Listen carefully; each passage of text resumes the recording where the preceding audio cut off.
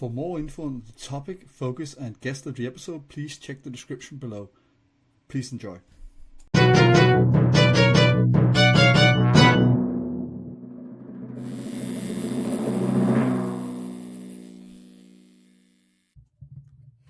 Hello everybody and welcome back to the Inky Thoughts podcast. It is the, weirdly enough, penultimate episode this time around. And we're rounding off, nearing the end, so to speak, with one of my favorite and longest running sub-series on the podcast, the Tattooed Academic sub-series, where I talk to fellow nerdy academic types about why we love tattoos and all that stuff. And also get a bit into the research down then when we have time. But before I ramble on too much, because we are on a bit of a crunch today, I would like for my guest to introduce yourself, Alex. Hi, I'm Dr. Alex Ketchum. I'm an associate professor at McGill University in Montreal, Canada. I'm the director of the Just Feminist Tech and Scholarship Lab, and I broadly do queer and feminist labor history, and I do that through looking at food and technology. Those are kind of my main areas. And then I do a lot of kind of meta work about like why public scholarship is accessible. So that's why this podcast is so exciting. Well, I mean, that's funny enough, the second Canadian that found it exciting, sort of from a knowledge mobilization perspective. We also have a PhD. I don't know if you've seen that episode yourself, Alex, but Alyssa Grogan from I don't know what university actually she's from, but she's in Calgary. I know. But she was also talking about the excitement of making research more available, and it's also something very dear to myself. That's one of the reasons why I'm ending the podcast, to focus on making something of a publication that's in the middle ground between Tattoo Magazine and Science Journal, in a sense. But yeah, absolutely exciting. And also, I like that your specialty sort of shows the intersectionality often of different topics and how they can all connect within the social sciences. Yeah, thanks. I mean, first of all, I think maybe it's not that surprising about the Canadians and the public scholarship, because our biggest funding body, the Canadian Tri-Council, asks scholars to think how they'll mobilize their results under research knowledge mobilization. That's the terminology they use. So while not everyone is invested in this, I think probably, the subset of people that are like psyched to go on a podcast and also, are coming from that Canadian context would be interested. And yeah, I mean, I think one of the beautiful things about academia is when we allow ourselves the ability to think across disciplines. I'm not really so interested in disciplinary boundaries. There's use of them, but I just get excited about different topics. And one of the cool things as scholars is that we ourselves are also the point of connection, right? Like all the different books we're reading, all the things that we're researching, that's informing the way we think about a variety of topics. That's the thing I also got. I mean, it's awesome to hear, because that's the thing I also got more in touch with myself, reading up on some of the classics I read all the way back when I did my bachelor's degree back in 2010 when I started that, which is, this whole concept even Sigmund Bauman talked about, but how sociologists don't remove, I mean, from my point as a sociologist, don't remove themselves from what is studied, but actually takes into account that we also often have a lived experience with the world, and in some cases what we're studying. That's also the reason why it's sometimes interesting to hear from people like us about, if we research tattoos, why that's interesting, the insight knowledge we might have from our own lived experience. Yeah, definitely. Donna Haraway writes about situated knowledges, and Sandra Harding about standpoint theory. And so, I teach in a feminist studies program. I'm at the Institute for Gender, Sexuality, and Feminist Studies. And I actually don't get to teach very many history courses. I mostly teach feminist kind of queer studies courses. And I teach the research methods course for the undergrads and for the grad students. And a lot of it is about thinking about how our own experiences shape the research we do. And there's a lot of feminist kind of theory about that, and looking at different levels of power and how that impacts the ways we do research on or with communities and so forth. Well, especially from the perspective of women, I mean, I can't talk myself with any lived experience on that, but it does seem extra crucial there, because women have often been removed from history, even though you, of course, having been part of the fucking globe forever. Yeah, yeah, exactly. A part of yeah, it. So for sure. Situating yourself within it seems like a very important tool as well, though.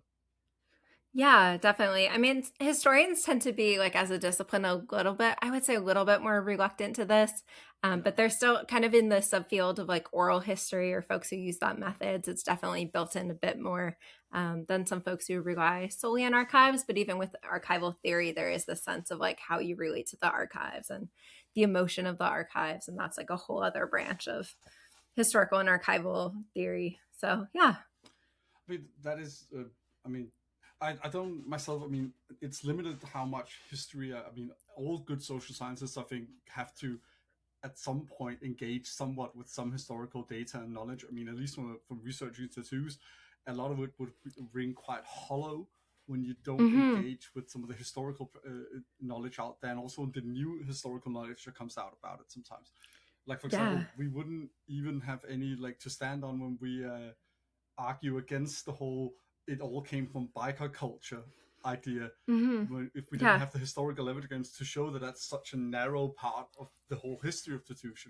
So there's a lot we Yeah, owe for to sure. history in that sense. It builds a great foundation for all the other social sciences, I would argue. I at least find, I know some people will call history humanities, but I very much disagree with that idea. I think it's very much a social science. Yeah. I mean, I think it's like every university puts it in a different space. Yeah. Some it's in humanities, some in social sciences. But yeah, again, it's just like I think that like knowledge moves in ways beyond these categories too. Like when math Yeah, departments are definitely. in the science departments versus in the arts departments, like I don't know, there's a lot of different ways of knowing and thinking. And I get like sometimes categories are useful and so Yeah. students can sign up for courses and like finish degrees and all that. But like I don't know. There's like fields are actually a lot more open and that's Oh, exciting. absolutely. And it's It's like, and it's really great, like as you're putting like with the history of tattoos and also like that ties to archaeology as well, of like finding mm, tattooed preserved bodies and stuff like that. I mean, with your expertise as well, mainly placed within queer and feminist theory, there's a lot of stuff that, feminist scholars lean heavily on historical findings as well, because it builds a Mm-hmm. foundation to push back through.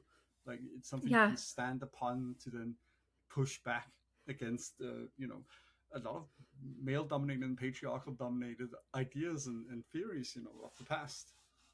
exactly. Yeah, this idea of like the way we never were. It's a book by Yeah. sociologist Stephanie Kuntz, which is saying like Oh, there's yeah. all these ideas of like, oh, a traditional family, but she's like that family actually never existed. No. Like it only existed for a couple of people and on some like episodes of Leave It to Beaver, but that's not like people's actual It's interesting because experiences. So it's part of these ideals sometimes that get made up, socially constructed in a sense, and mm-hmm.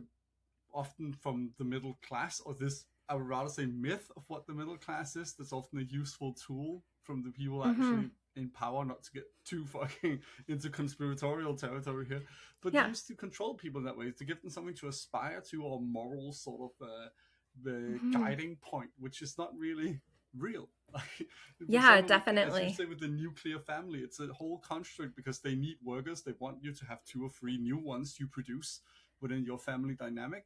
Best way to do that is to couple people in a heteronormative nuclear family. Mm-hmm. Yeah. Exactly. All these different forms of control and these middle class values, which I'm sure is something you have to deal with a lot when you're looking at tattoo sociology in terms of Oh, like yes. what My is main gripe there, yeah. which is going to be the toughest one to deal with, especially if I get the publication really going and let's say it becomes popular, is the fact that social sciences around tattoos, most of it will not put hide the fact that tattoos are inherently not capitalist and inherently Mm, not really great for capitalist thinking, because it's not something you can quickly consume and just keep consuming like that. The body has, mm. at least to some extent, finite space. I know there are some collectors out there that really push the boundaries of Yeah. this idea, but Yes, for sure. generally speaking, that's one of the problems. Another thing is that they don't often tattoo people in the tattoo community that are more placed on the right wing don't often reckon with the fact that through history, the right wing mentality and conservative mentality are always the people that don't want people to be tattooed, don't want people to be queer, don't want people to be different, don't want people to have Hmm. subculture, don't want people to do any of this stuff. And they'll often do things like, oh no, but like, for example, some right wingers are like, no, Pete Hegseth has tattoos, so right wingers must like tattoos. It's like, you don't get it, man. They, to put it bluntly, they just want it to be a special club, like with drugs and stuff like that, and they don't want you in it. And the best way to do that is later on to go, it's forbidden. Yeah, exactly. And I mean, I think one of the big things too with tattoos is that like there can be such an ownership of self, like this Yeah, feeling absolutely. or like of like empowerment or like taking control of narratives. And yeah, so I think things Well, that you would can love make that people feel empowered. as a Oh, feminist sorry. scholar, and sorry, I interrupted you there. But you would Oh love no, that go for it. as a feminist scholar and historian, that it comes out of queer and feminist scholarship, the one of my favorite concepts, at least within tattoo research, the idea of claiming or rather reclaiming identity. And often Hmm. that term comes from the fact of reclaiming a right to self and bodily autonomy from Hmm. patriarchal pressures and norms and systems and all that for women and queer folk. Yeah, and ways to signal things as well. Yeah. Like I'm like so my expertise is on the history of tattoos. I mean, I like Ooh, have read nice. about it, I read about it, I like to Nice. dabble. But you know, Madeline Davis and Elizabeth, oh, what's Elizabeth's last name? They wrote this book called Boots of Leather, Slippers of Gold, and it's kind of this like canonical piece and kind of like lesbian history, and it's about like working class lesbians in Buffalo, New York. And like a way they would signal to each other is they'd have little blue star tattoos where their wristwatches could hide it, and then they could show it to each other. And it was a way of saying like, I'm a lesbian, I'm part of this community. And there's this interesting story in Giesking's like book Queer New York of like they were interviewing all these like queer like women and non-binary folks about like themselves, and a lot of them had these like blue stars, and they didn't actually know the origin of where the blue stars were. They just knew it was a way to symbol that you were a lesbian or Oh that yeah, you were they're just like, queer. that's cool, man. You all have like a Yeah. club, like So ooh. it like keeps circulating, but people actually forgot the origins of like the Yeah. original kind of bars in Buffalo. So there are all these interesting ways around like queer tattoos as symbols, the dolphin for a while for lesbians. Way I would say that's way less popular now. That's more a 90s thing. But you know, there's like all these different the Who ways knows? that It might come tattoos back. also with their trends. Yeah. So who knows? Maybe dolphins will make a reappearance, but I see a lot more of like carabiners now Yeah. or as like I a mean, it is symbol and funny because stuff. there are some subcultural iconography that sometimes become quite common parlance, for lack of a better term. But I'll say I'm a very firm believer that you can't make completely rigid rules about it, but you sometimes can recognize local subcultures that like develop their Mm-hmm. own symbolic language in it. Because sort of the blue star thing, I would be surprised to see if it's anywhere else, or if it's substituted for a different symbol in a different localized queer community or lesbian community. Well, because Yeah. there's all these myths, like that's how they used to say in Copenhagen that if a woman goes into a morning cafe and puts a matchstick up, right, that it means they're looking for a young lover. Like there's these myths that Okay. develop sometimes about these Yeah. signalings and stuff like that. But Yeah. that turned out to not be true at all when historians actually looked into it, as far as I know. It's a fun myth, Okay. in Okay. Copenhagen. Yeah. Yeah, no, that's very cool. Yeah, it is interesting how these signals work, how they get like misinterpreted, and then Yeah. how like mainstream culture picks them up. And then, Yeah. like, you know, who knows, maybe in like 15 years, like a tattoo of scissors will be like a mainstream thing. And then people won't like understand I that mean, it's like a hairdressers are reference to already like, sort yeah, of disturbing the field there to some extent, yeah, because they'll often yeah, have exactly. scissors. But Yes, yeah, that's true. That's I true. did hear about the scissors though. I did hear about that one. That if somebody's not a hairdresser and they have a scissor tattoo, that it might often be like Yes. a subtle way of signaling lesbian Yeah. sexuality.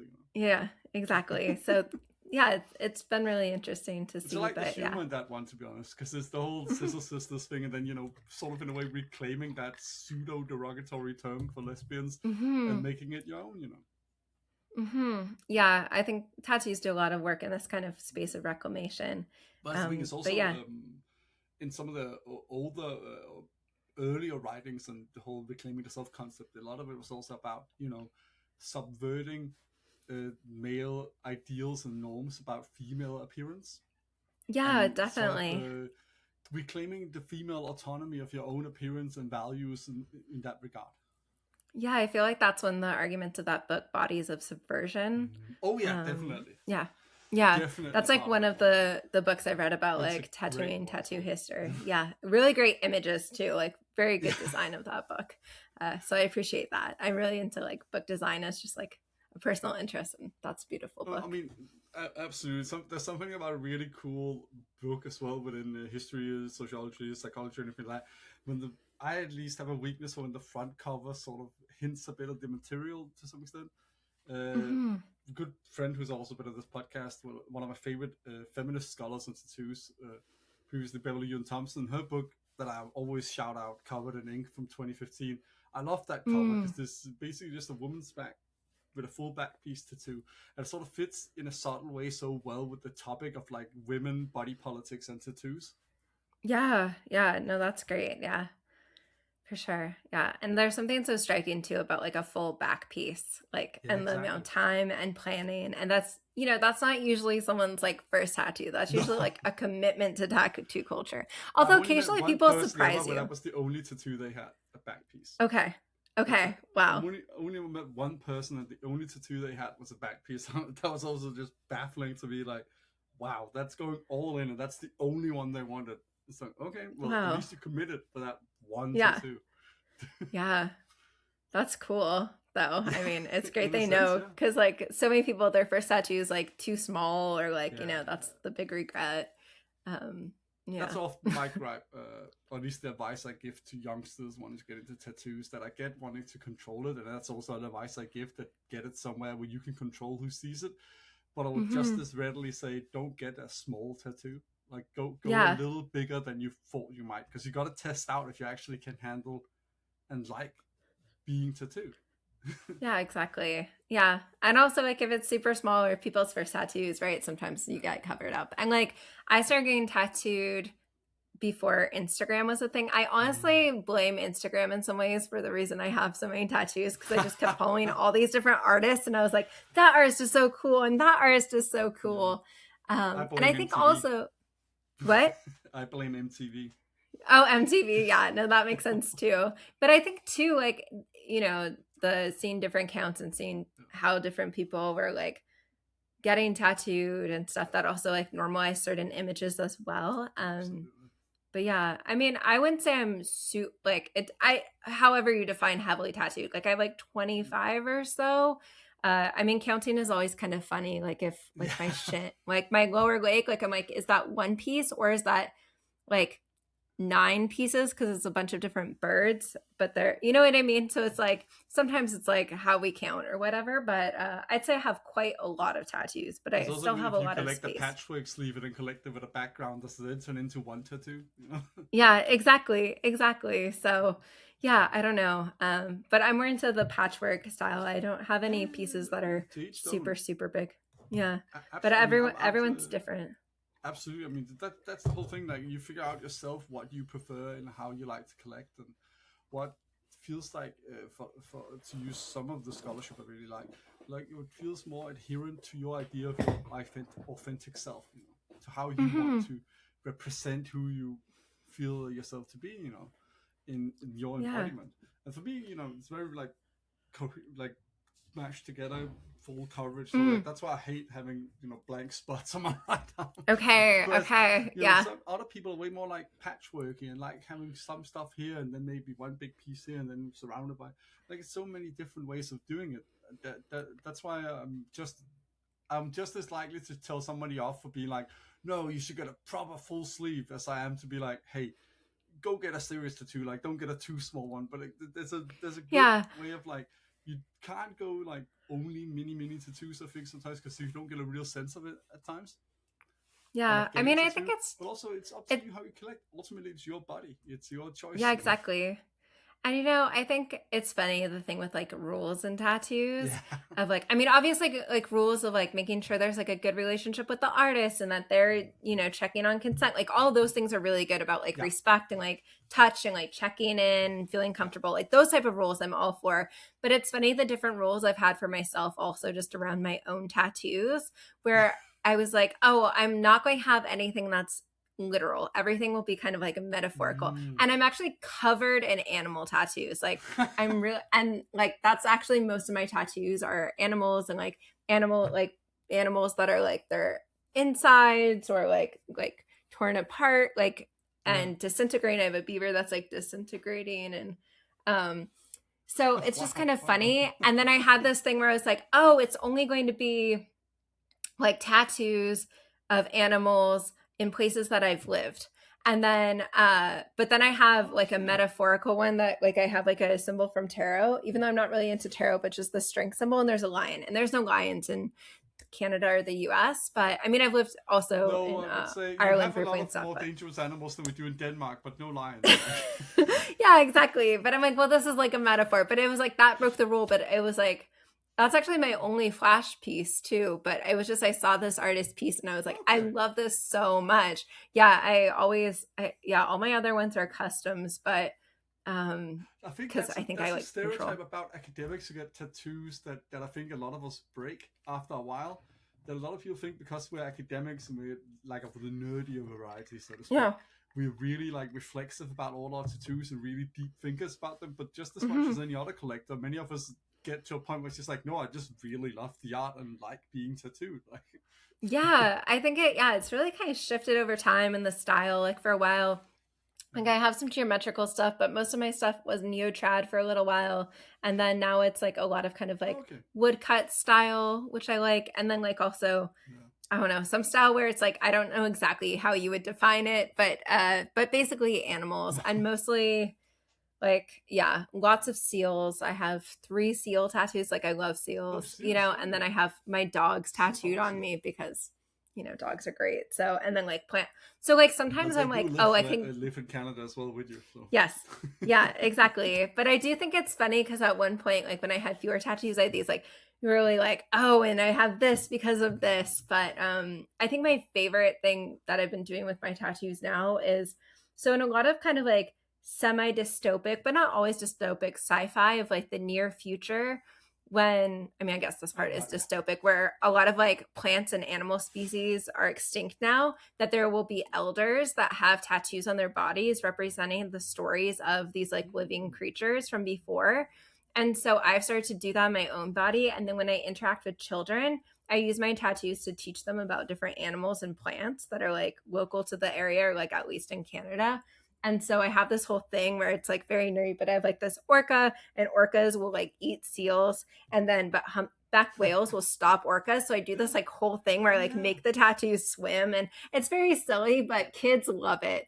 that's So it's like a awesome. fun way to That's not educate with like tattoos. that's the that sounds so fucking great. To be honest, it's awesome.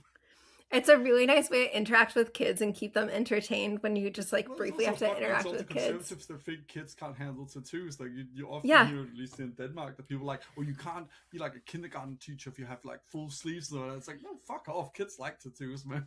Kids think it's fun. They want to cover themselves with Yeah, stickers and yeah. art. I don't know about But you, also but when like I when was you a tell kid, I was yourself it's always like drawing cave on painting myself. in a sense. Yeah, I do like that you're exactly. kind of using it like cave paintings in a sense in the way you're doing it. Yeah. It's kind of cool. Also, kids are just like receptive to lots of Yeah, things. Like kids are can be so like, oh, you have that? Okay, that's cool. yeah, Like I don't know. They're not. it's also comes So from. I mean, yeah. I this is at least why me and a lot of sociologists disagree with psychology to some extent, or some parts of psychology, I should rather say, where it's like it's all nurture. Like kids don't grow up hating or fearing any of this shit. That's Yeah. something you teach them. Yeah. It's also just weird that anyone would hate like drawings on someone's body. I mean, like obviously if it's like a hate symbol, that's something else. But I mean like the actual act of But the that's also drawings. I a have hateful this. intent behind a hate Yes, symbol. exactly. Exactly. Yeah. It's I a have this different like category. fun. Like you didn't get an Yeah. orchid done Yeah. because you want to go out and torture seals. It's because you think orchids are cool. Correct. Correct. I just love seals. But like Yeah. there's this artist in It Montreal is and I ironic though forgot that you their like name. seals, but Oh. you also got the animal tattoo that will go out and murder a seal. Yeah. But you know what? They're also like same, we're all connected, same part of the cycle. Yeah. And they're beautiful animals too. And actually Oh, orcas are a absolutely. symbol of like anti-capitalism as well with like the flipping of the yachts and Absolutely. they're also cool. And if you've ever seen them in the wild, they're so beautiful. Orcas is. Oh, but I I was mean, did you mean orcas? yeah, orcas, yeah. Okay. No, I mean, I was about to say I have seen seals, not in the wild though, but Yeah. No, orcas no, I've not seen. orca. No. Yeah. No, but yeah, but I was just going to say that, yeah, there's this artist that I like who made this fun print that was like, I just have all these like funny little prints and stickers of like, oh, I just love being covered in silly little drawings, or like, I can't wait to be an old tattoo grandma. This whole thing of just like, I don't know, there's all these different, I But mean, this is not breaking that news to sort of you or goes your back listeners, to, but but it's a great feminist principle as well in a way, because you're sort of subverting this idea. Because men already will say this whole bullshit like, oh, you're ruining your body. Men say when you get tattooed, but you say that as well anyway when women age. So this whole yeah, misogynism you might as well just do it for you and anchor your own self-understanding and belief and autonomy, and then grow up to be a badass, heavily tattooed grandma, she's like, you know? Yeah, and also I love how like older folks, like our elders with tattoos, look like they look so cool. I remember like, so my it's a family lie is that not. you don't look cool with tattoos when you're old. Yeah, You look like you've lived, exactly. man. Like, Yeah, but also just like as tattoos age, that's also like beautiful. Like yes, I haven't gotten any touched up. Like my like oldest tattoo is like 17 years old now, so okay. it like it's looking a little rough. Not too much. Like I'm 35 and I got when I was like 18, but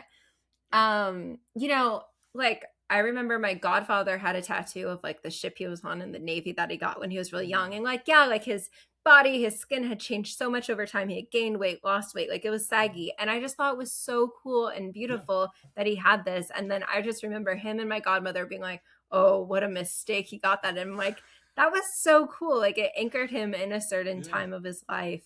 But yeah, I don't know. But I didn't grow up in a family. No one had tattoos in my family. Okay, None of my extended family. They're all really anti-tattoo. Yeah, same. The only person that had tattoos in my family, and he had lots of them apparently, died before I was born, and that was my mom's grandfather. Okay. So wow. So like, yeah. He's a Danish sailor who'd been fucking around the world and all that stuff. No, not he's been around the world. He might have been fucking around. I mean, who knows what he was doing? Yeah. To be honest, with how Danes are, and especially used to be, he probably was fucking around the world as well. Yes, but I don't know anything about that. But he had lots of tattoos, at least for the time. I haven't seen any pictures of it. Like, I don't think they kept any because, quite a lot of conservatism in Danish culture, and I don't think my nan ever wanted to keep any of those pictures around, even though it was her father, because she didn't like tattoos. She grew to be okay with mine, very much, and my brother's, but that's because she just was always open-minded to some extent. But she also was very sad when we started getting them. She's always been sad. I mean, she's completely lost her mind now and don't know who I am. But no, it's okay. I said my goodbyes. It's hard though. Intact, and I went and saw her a lot when she was still there, So, but she grew to be okay with it. Still got sad every time I got a new one, and she always wanted to make me promise not to get another one, and I just always said, I can't do that. I'm not gonna lie to you. Yeah, can't do that. Yeah, but it's like interesting because you've been talking a lot about like the conservatism in Denmark and stuff, and like I live in Montreal where it's really common for people to be tattooed. It's like a very tattooed city. Which is funny because you might not know that for like more than half the year because it's so cold. And then it's like spring comes and then you're like, oh yeah, everyone is covered with these fun drawings. And but there's like, as you're, with the questions you sent me and stuff, it's just like, even in a place where tattoos are so commonplace, there's still, I like teach at a university that's quite conservative. It's one, it's like, it and University of Toronto are the most prestigious universities in Canada, and there's a lot of understandings of like what an academic looks like, and like there are other scholars with tattoos, but it's like quite uncommon, or they're like hidden, Yeah, but that's the point exactly. Like, because they're not uncommon in Denmark either, but people exaggerate in their mind when they go to the big cities how many people actually have tattoos, and not many people have very visible tattoos. So just like the goalpost has been moved, because any person with a brain within the university will figure out that probably some of the staff has tattoos, but there's still this unwritten rule almost, and this unset expectation of what an academic should look like, that there's still people like yourself, me, Alex Ketchum, many others are pushing back against, but I mean, I think so there's like a few things too, is that like I started out more, my tattoos were like a bit more hitting, like I started kind of on my back and like stuff like that. And it was just like over time, like actually over the past like 2 years, I've gotten a lot more tattoos on my arms.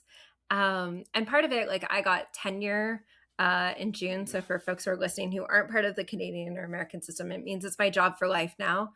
So that also means like it takes away certain like pressures and stuff. And it is quite freeing to feel like I could be who I was. But I mean, I already had like multiple nose piercing, like it wasn't like I was like, presenting conservatively, but it's the same as I had a mathematician from Oxford on that's quite heavily tattooed and quite famous all over the world. It's Tom Rock's Maths, And he said the same thing, that like he was always alternative and rock and roll and underground and stuff like that.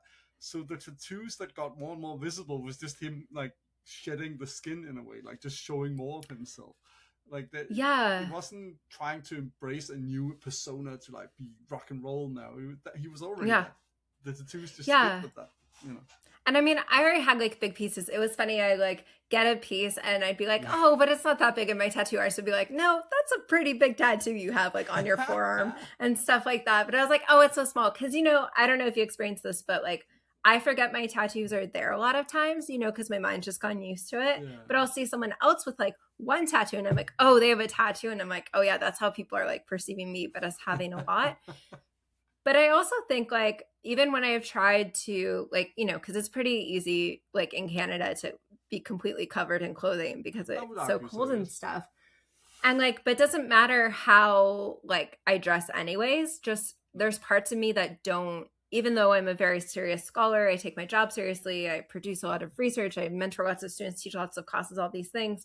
I am somehow, due to class things, due to like gender presentation, due to like sexual orientation, all these things, and being a young woman, like I am not read as a scholar, even when I am wearing like if I like one time I got like a really nice outfit, I was trying to be as formal as possible. It was a book launch I had for one of my books and people thought I was the caterer, which is not to throw shade at caterers. Like I've also worked in the food industry and I have a lot of respect for caterers, but it was just like, I am not legible anyways as a scholar to most people because of their ideas of who a scholar is. So at a certain point I was just like, you know what, whatever, it doesn't matter what I do, I might as well feel comfortable in my skin and support artists who I really like and get work that's cool and makes me happy. And I think the other reason I started getting more and more arm tattoos too is that I also find them not like painful to get. Like they're not bad. And this isn't honestly not bad.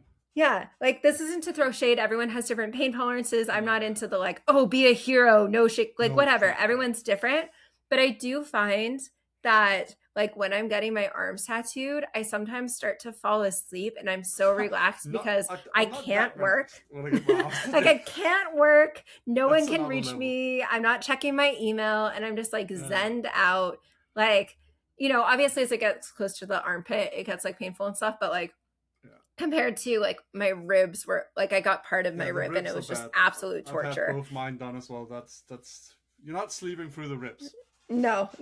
And like, you know, and like also I don't use numbing cream. If people want to use numbing cream, that's cool for them. Cause I also feel like you get like this nice high off of the tattoo too. So like, but I think the arms has been like, it's just like, oh, I've realized like this is a tattoo I can get that I don't actually have to like mentally prep for. I can just show up and be like, da, da, da, da, da. Versus like some of my tattoos, I'm just like, You don't dread it. No, you don't dread the arms as much. And I hear the legs are not too bad most of the time, but it can be pretty bad. I've not gotten the legs done yet, sadly. The shin bone was quite painful, and also by the ankle, like I have like my ankle done. That was bad, and then like and the dip of my the back of my knee. So like my knee isn't tattooed, but like I have a bunch of like seabirds and like waterfowl on my lower right leg, and some of those pieces just like it would just get into these little bits, and I have this seagull and we're like it was like getting into the dip behind my knee, and we're like, you know what, we'll keep it a white seagull. We're not going to add more detail. I was like, you know what, I'm good for the day. We're just going to keep this one a little bit more line art on this one. So yeah. No, I mean, I almost didn't want to get color because I was originally thought I was never going to get color, and I got my third tattoo done on my ribs. We'd done the shading and the outline 3 different sessions because I couldn't go more than 2.5 hours at a time. Okay. Full getting the ribs done, even though I was so young and it was only my third tattoo. But then he was like, "Oh, come on, it's new school. Can we put color in it?" And I relinquished him and spent another 5 sessions doing that. The 3 sessions doing that because he was still relatively new as well. So he was still learning some of the coloring techniques, and that it turned out really great. But it did take a longer time. Like he did my other ribs a year later. It only took 6 hours. Okay, yeah. So, it's quite an improvement in just a year, but... Yeah, for those sure. 2.5 hours at a time for 6 sessions, that was dreadful. Yeah, it's also I think something I like about getting tattooed, and it's is just like you understand parts of your body in different Yeah. ways. Like you just like assume before you're tattooed, you're just like, oh, this part of my body is like flat, but then you're like, actually, it's curved in all these ways, and there's actually so much more skin on your body than you ever realized. Uh, That is the thing you really learn, like that there's a lot yeah, of real estate on your body suddenly. yeah. Like you really start seeing that part in a different way. But to go back to the thing about kind of like academic norms Yeah. and tattoo culture and presentation, it's just like again, it's like as we were saying, so much of this is about gatekeeping who can be Yeah. part of it and stuff. And though I do see like more and more scholars getting more tattoos or, you know, folks from different backgrounds who are previously tattooed and then enter the academy and stuff like that. But it's also funny to see how students react to tattoos. Because again, Canada, it's cold. And the other day, just like, I don't know what's up with the heat in the Yeah. building, but sometimes it's just like ice cold, you know, like we'll have these like -20 or below days here. Damn. And then sometimes it'll be so hot in classroom and sometimes everyone's shaking. And I took off my sweater and I literally saw students go like, oh, oh. Like they were just like, wow. And I was like, yes, I I do mean, have that's the difference. tattoos. When I was teaching in Glasgow, when I was trying to do a PhD, I had to drop out for personal and financial and Brexit reasons, sadly, but I did get halfway through. But the weird that's such a juxtaposition because nobody was shocked or surprised that I had sleeves. They just seemed to find it kind of cool for one moment, and then it was just like over. Like such a Gen Z like student body, to be honest. But there were Yeah. some that had questions and wanted advice from me, but they very quickly didn't want the advice when I was like, "Don't get tattooed by your friends in the kitchen." Like, Yeah. I was like, "You can do it if you want, but you're not gonna hear me sell you on that. You're gonna. Yeah. I will Yeah. always recommend, even if you want ignorant style tattoos, as one that style they like is called, that you go to an artist that do that. Yeah. you know. Yeah, for sure. Yeah, no, but it's like, and there's also like a gender dynamic too Yeah. around like the gender of folks who got tattooed and like Yeah. present.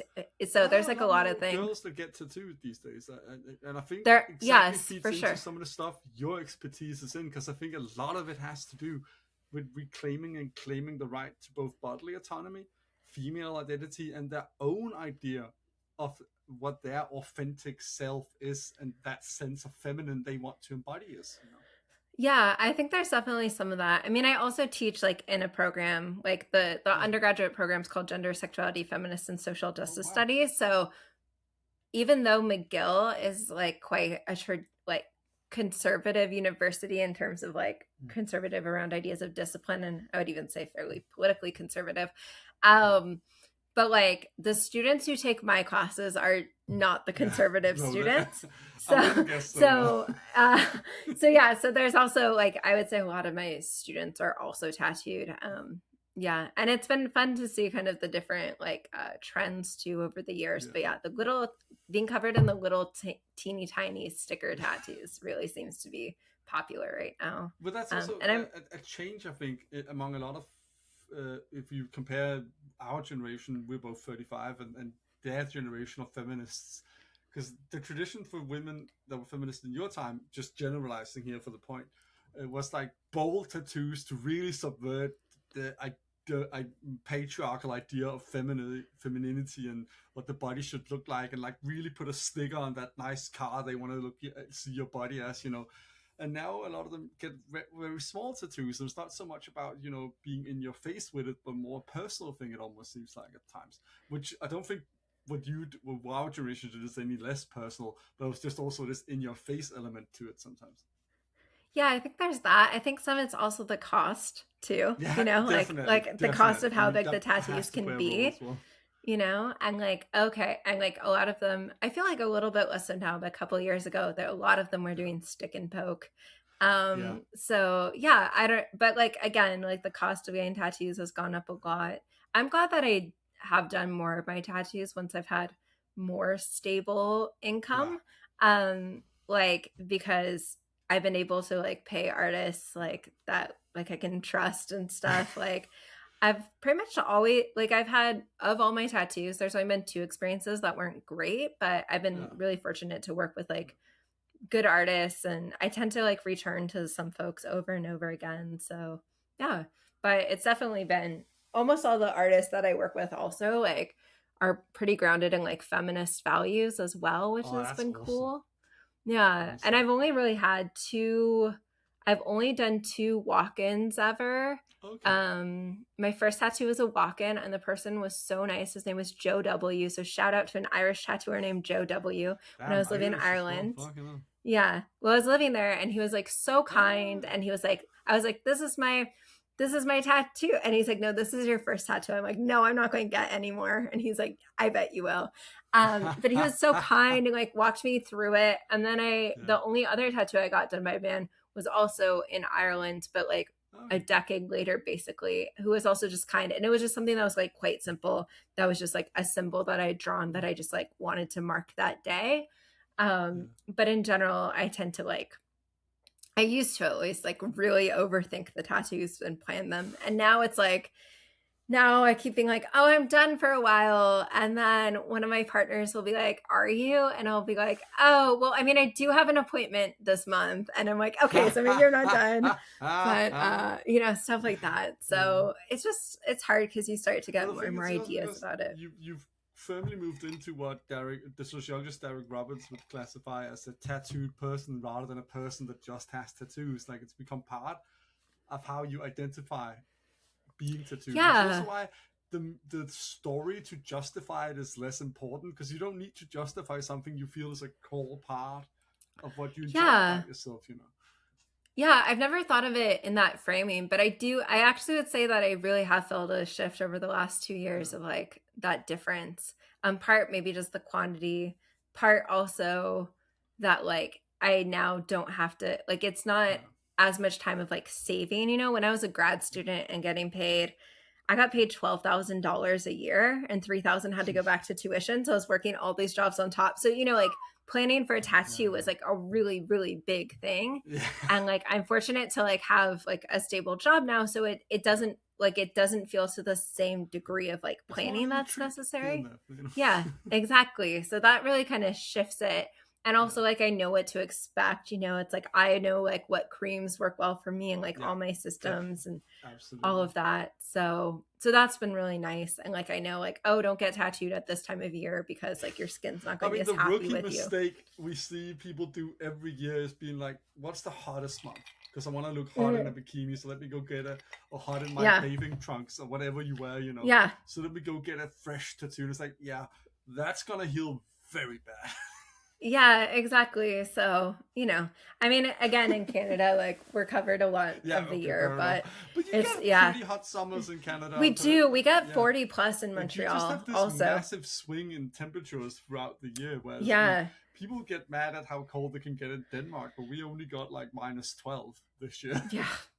Oh, that's like nothing. Yeah, I was in Yeah, Denmark exactly. Swedish last people, summer. Northern Swedish people and Norwegian people also look at Yeah. us like, Yeah. Oh, but I loved it. Last time I was in Copenhagen, it was last yeah. June. And I just love like you can just like, go for a run and then you jump in the water and like I I mean, it just is a loved being in prime Copenhagen. example of a walkable and easily commutable city. Oh I will yes. say that. I Yes. do love So Copenhagen. nice. As much as my heart also belongs to Glasgow, and I really love Scottish people and enjoy it when I lived there. And I have my gripes with my own people and some of our cultural tendencies lately. I do love Copenhagen still. Yeah. Really It's thoroughly love that city. And part of it is also that it's one of those cities. Glasgow is the same. I don't know. Now I haven't been to Canada, so I can't really pull out examples from Canada. But you could just almost fall over something interesting to do as you just walk around the city and adventure around. It's just something's going on somewhere, and you yeah. just fall into it at some point. Of the Canadian cities that's like most like that and is kind of the center of like arts and culture, it's Montreal. It's like very Ah, walkable, very bikeable. I do hear a lot We're a of lot great things about hillier. Montreal, to be honest. I'm a big fan. And I'm not being plugged by the Montreal Tourism Board. I've lived here for 14 plus years now and Okay, I love nice. it. Yeah. Maybe So you'll get it's a side great. gig with doing some The events for. tourism board. Yeah. No, but it is great if you're into biking and walkability and I mean, stuff. I'm But we're a Danish, lot so hillier than Copenhagen. So oh you yeah. do I have like mean, some big that was hills, that's but why I didn't bike in Glasgow. Too many yeah. hills Oh there. yeah. We're Glasgow's, yeah. flat here. Exactly. We are flat in Denmark. The whole Oh country is yeah. just No hills, man. Yes. Yeah. No, it's If great for anybody that. listening in ever wants a real laugh, if you're from anywhere that actually has hills or mountains, ask a Danish person when it's a hill, like what level of Yeah. incline is needed, because it'll be way less than you think is needed for you to call it a hill. Like we'll be like 5% incline I starts to feel be a like hill. you share that with like Flanders and the Netherlands, both of them as well. Yeah, So the Netherlands flat. have not been, but I do hear that it's very flat as well. It's But very flat. It's very easy Denmark to and bike them, around, I as think, well have as a Flanders and Belgium. we're definitely up in the top positions of flat countries. But Yes. to go back to your experience with tattoos and that for a moment, uh, I'm curious to know because as you are very open about, you also research a lot of queer history and stuff like that, and through food and that. But I do wonder, very sociologist of me, if the tattoos actually assist you a bit in connecting with people, because it also often signals this. I mean, you can't on most people tell, oh, they're homosexual, they're bi, or they're pan, or whatever they are. Yeah, yeah. Some give it off more than others, but for most part, Yeah. you can't really assume that. But tattoos can at least, I would argue, often bridge that gap because you just come off as more open-minded sometimes. Yeah, no, I think that's totally true. So, when I first started doing oral history interviews when I was an undergrad, actually, so for folks listening that don't know my work, one of my long term projects, the book came out in 2022, but Ingredients for Revolution, was the history of American feminist restaurants, cafes, and coffee Mm, houses from 1972 to 2022. And they're run primarily by lesbians and women who today, some of them identify as queer, but kind of in this like greater kind of lesbo yeah, queer identity. Um, and so the in the thing greater is spectrum of it all, yeah, in a sense. exactly. And I identify as bisexual, pansexual, and like there's different ways that like bi women are treated in certain parts of the lesbian Uh, community, especially from like the feminists who were really active in the 70s and lesbian feminists. And so there were ways that like when I was interviewing people, I wouldn't say necessarily my identity, but I would like flag in different ways. And I think yeah. sometimes like I wasn't being dishonest, but I do certain like symbols that maybe made it seem more that I identified as a lesbian rather than just being Mm, sapphic. So like I literally like, and these are stereotypes, but it also for the women I was interviewing who are in like 70 years old or in their late 60s and stuff, I was like wearing flannel. I wore the carabiner, which is like a carabiner with keys, which I actually do all the time, but it's a way of flagging or signaling queerness. I do that. But like these different things. What? I Yeah. do Well, that. well, now you know. Maybe you're signaling that you're a queer I mean, woman, I but also it's apparently have a lesbian haircut, I got told once, but I do so like my yeah. hair as So well. So so yeah, but I mean, and things are different in different spaces, but the yeah. carabiner is like a kind of easy flag. And so there would be ways that I would do that to relate to people. I also find, yeah, that like my tattoos break down different barriers. And so trying to like gauge the different ways to relate to people, like how I think they might be comfortable as well. Yeah, because in some cases, I think the tattoos might create a barrier, like because Mm. I don't have hand tattoos, I don't have like neck tattoos, like I do have the ability to like wear long sleeves or something and like I guess pass as a non-tattooed person. Um, but you know, there are these different ways, like you're saying that like Yeah. people will relate to us differently in our like oral histories or interviews based off of like what we're showing and how we're dressed and like what we're Absolutely. I wearing. mean, that's another Um, way where you get very mindful of your body. As I also learned through when I sharpened my skills a lot more when I was doing my PhD. That for example, as a 6 foot tall, very broad shouldered man with tattoos, it had to be part of the ethical considerations that hey, if I'm going to tattoo some 5'2" woman about tattoos, even if we both share a love of that, I have to be yeah. mindful of them not feeling as intimidated or scared or uncomfortable if I take up too much space, and be mindful of that, you know. And it's the same way Yeah. And here, also just just with a like, different concerns, you know. You're mindful of yeah. okay, when might it be smart to show the tattoos? When might it be not smart to show them? Like when can I utilize this in a way to build a connection, or when might it be best to not, you know? Yeah, exactly. And there's so much about like theory of like interview and oral history too, of like when you choose to share information about yourself to build Yeah. connection, especially around topics that could be like around like violence you may have experienced, right? Like I have students, this isn't like key to my research. Like, I mean, it's always Mm. part of it, because when you're looking at like feminist work, like so It all many connects, folks have been assaulted, but like sometimes people share experiences of their own assaults, and that like also makes the person feel well, right? Like there's like ways that we can like relate or share and like navigate our own identities, and through the interviews we also learn about ourselves. But yeah, it's something that also like I'll say ran in past tense. Who knows if they'll have a resurgence, just because like the funding ran out. But we did 28 interviews with like lesbians and queer women in Montreal about like their role in running like different like bars and restaurants and stuff like that, to give the interviews to the Archives Gay du Québec and the Archives Lesbiennes du Québec. They're two different archives. So the gay and lesbian archives. The gay one is the one with the name gay. It's more like broader queer LGBTQ plus, and then the lesbian is like lesbians in this one neighborhood in the 1980s. So it's a very focused archive. It's a bit bigger than that, but that's like their main body of material. And like, but it's just really hard for students to get to do interviews because of ethical board things. So I just wanted to make this material available. So I trained a lot of like younger scholars in terms of like how to do these interviews. And we talked a lot about like, where are you going to choose to wear? Like, how can, you know, like, where's the interview going to take place, making people comfortable and all of that. So yeah, I mean, there's a lot to navigate. Just broadly do an academic interview. If you come in, sadly, you sometimes have to at times feed into what people might think an academic looks like, because they'll still think, what the fuck, is this not an academic interview? Am I being duped here? Yeah. What are you? And it's a shame. Like, in a perfect world, we would just come as we fucking want to, and if it's a warm summer day, we'll be there in shorts and a tank top, and you'll just be full on display. But that's just not how it works, because people have different lived experiences, different attitudes, so you can't know that ahead of time, really. So yeah, I mean, one thing I also tell people, like when I'm like emailing them before or texting them before, like, hey, I'm wearing this is how you can find me, you know, like, and like I'll mention things so they already like have an idea of like who they're looking for in the cafe or the space. That's very smart. But I think also this brings up something that like if folks who are listening are taking part in like academic spaces, but maybe in other workplaces too, is to like try not to assume someone's like position in that space, but kind of open up the opportunity. So like if I'm at an academic conference, for example, and I'm meeting new people, I like ask people like, oh, like what do you do, or like where are you at? And then I try, because I never want to assume like that someone is a grad student when they're actually a professor, like all these different things. Absolutely, but I think that also comes from, because I would be the same, and I think that also comes from us ourselves wanting to be allowed to be our authentic selves.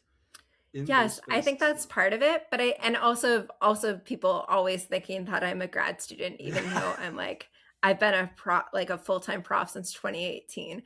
And so like, or it used to be that they thought I was an undergrad, and I'd be like, no, I'm the professor in the room next door. And they're like, what are you majoring in? I'm like, as I said, I'm a professor. And it happens so often that when I'm in academic spaces, it's guaranteed to happen at least once a day, pretty much. Like I'm not exaggerating if I'm going to spaces where I'm meeting new people. Yeah.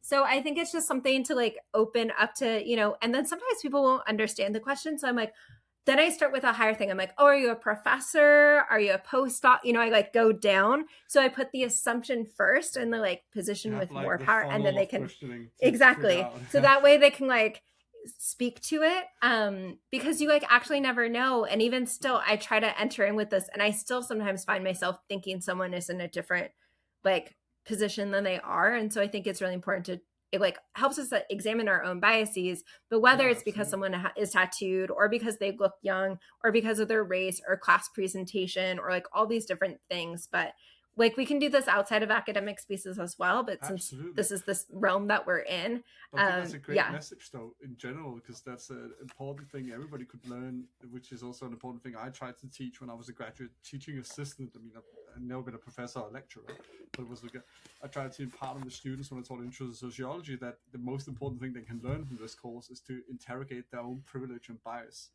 as they navigate the world, so that they open their mind to not judging people and their appearance or or their background or anything like that, but instead learn from people. Yeah. And I think the other thing too that we're like touching on with this conversation is like, you know, we talked about being more comfortable in our own skin, which, you know, those puns work a lot when you're talking about tattoos, but just like, you know, the moment people do feel like they can be themselves in their workplace, like they do better, like they flourish. 100%. You know? Like, that is such an important, like, that has been mentioned so many times in the podcast, and I never get tired of making that point because it's such an important point.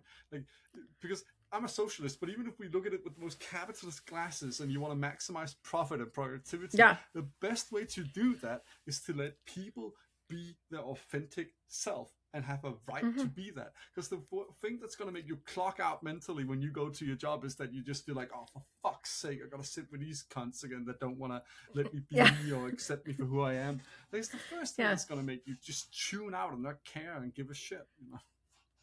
Yeah, exactly. So, yeah. Such a good point. Sorry to explode that, but it's such a good point. It's such an important point as well. Yeah. Well, thanks. Yeah. But I know you need to get going, so I do want to do my traditional rounding off on a lighter note here at the end. And Perfect. I can't help this, and I'm sorry if this offends, but I gotta ask, how is it being an academic with a name that's out of Pokemon? Oh, yeah. No, I'm not offended by that. It's actually funny. It doesn't get mentioned. Yeah. So like when I was a kid growing up, I always thought, oh, people just call me Ketchup. So for folks listening, my last name's Ketchum. It looks like ketchup. So that's how I describe my name all the time. I'm like, it's ketchup, but with an M instead of a P. I also find if you just like own something, then it doesn't bother you and it takes the power away. But because my first name, Alex, like the initial A, like Ash Ketchum. And so my email addresses sometimes are like A Ketchum or like, different things will be A Ketchum. And people will be like, oh, I thought it was a joke. I was never really a Pokemon person. So I'm like, yep, that's what my name is like. I don't know. It doesn't bother me. There's also Ketchum, Idaho. It's like, it's not a super common last name, but it's not completely rare. And sometimes it's spelled with an AM from other people, but it's just funny because I mean, I was never much of a Pokemon person either. I mean, of course I loved it when it was the 90s, the first generation. We were all like, caught up on it as kids, but never got into it since, And it's weird. It's just I couldn't help but think of it because you see all these bro types and all that stuff all over the online space being so into Pokemon now. So it's just, I thought, does it ever, like, the students ever bring it up? Because, I mean, there's quite a craze with it nowadays, it seems. Yeah, no, it's not something like the students definitely don't bring it up because they want to like impress me because I'm grading them. Even though I like to challenge power dynamics, I'm also aware of the fact that like I have the control over their grade. So they don't bring it up. Like people mention it, but it doesn't bother me. I'm just like, yep, that's the name of a character. I mean, objectively, it's also just a cool name, but with the Alex, Ash is a bit of a weirder one. But if my name had been Ashley, I think it would have been a lot harder for me. That would have been way worse. But yeah, I also used to like play a lot of sports, so Ketchum is a fun name. Like Ketchum, or people used to call me Ketch a lot. So that was fun. So that just sounds like a weird like slang phrase. That's Ketch or something like that. Like almost like out of Mean Girls in a way, Yeah, but yeah, so it's it doesn't bother me at all. And it's not other things that I hear in academic spaces, like the classist shit and the sexist shit and the like homophobic shit I get. Like if someone wants to say my name, I'm like, that's a fact. That's my name. Like, I don't know. I feel emotion about it. Others are way big on the shit list, to be honest. Yeah, definitely. Oh, yeah, my name's a bit like the Pokemon main character, but it's just, I couldn't help but mention it because it kept, gnawing at my mind in sort of a playful way, but not in any, like, yeah, I feel literally nothing about it. It's pretty neutral for me. I also like the idea of some people that really might hope that you will be really into it, or that you might like Pokemon with that name, being sorely disappointed. And I kind of enjoy that feeling to some extent. But without going too much into that, we've come to the end of the interview. And first of all, thank you so much for doing this. I've really enjoyed this, and I really think we got around a lot of really interesting topics as well. And though this is the penultimate one, I can't help but also say thank you so much for your support. And it always means a lot to me to have somebody on here that is part of the academic space and loves tattoos as well. And it's a great honor to have you on as one of the last academics I have on here. And please plug yourself and what you have going on if there's something you want people to know. Oh, yeah, for sure. Okay, yeah, plugs. Okay, so as I mentioned, I do like tech and food stuff. I had a book come out in October called Queers at the Table, which is an anthology that's a mix of cartoons, essays, and illustrated recipes all about queer food. I had a book come out in February called How to Organize Inclusive Events. And I'm the organizer of the Queer Food Conference, which is happening May 1st through 3rd. And it's hybrid. So if folks listening want to participate, you can. So queerfoodconference.com. I always have a lot of different projects on the go, and I make a lot of like free hybrid events related to either food stuff or tech stuff. And you can find out like what I'm up to, because you might listen to this episode in 2 years from now. So alexketchum.ca is my website. So the .ca. Because I'm in Canada, or on Instagram, if that still exists whenever you're listening to this. It's my handle's at Dr. Alex Ketchum. So yeah, so at Dr. Alex Ketchum. I'm really easy to Google. There's lots of stuff about my books and stuff online. But yeah, so thanks so much for the opportunity to be on. It was really, really fun. And yeah, I love talking about tattoos, and I'm really grateful to the amazing artists I worked with who have done some really cool stuff. Thank you so much, Alex. And to anybody listening, we'll see you for the last episode next time.